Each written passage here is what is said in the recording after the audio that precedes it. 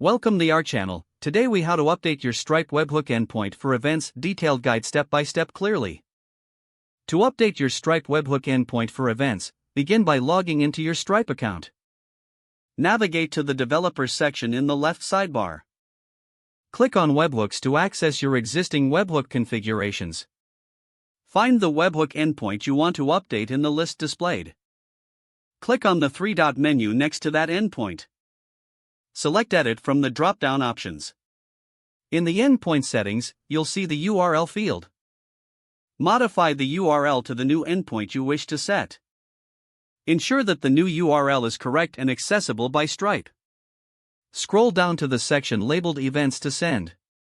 Select the events you want this webhook to listen for. You can choose to send all events or specify particular ones. After making your selections, review the changes carefully. Once verified, click the Update button at the bottom of the form. A confirmation message will appear, indicating that your webhook has been updated. To ensure everything is working correctly, you should test the new endpoint.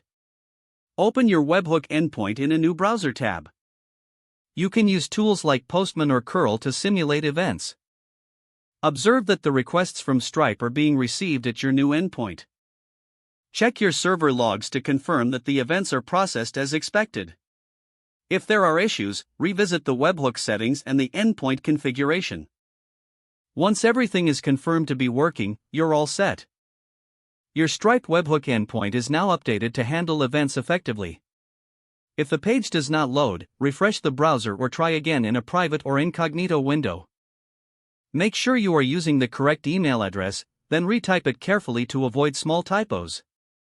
If your password is not accepted, use the reset option and create a new strong password you can remember. Check your spam folder for verification or security emails, then complete any requested confirmation steps. Enable two-factor authentication if available to improve account security and reduce unauthorized access risk. After signing in, review your profile details so your contact information and settings are accurate and current.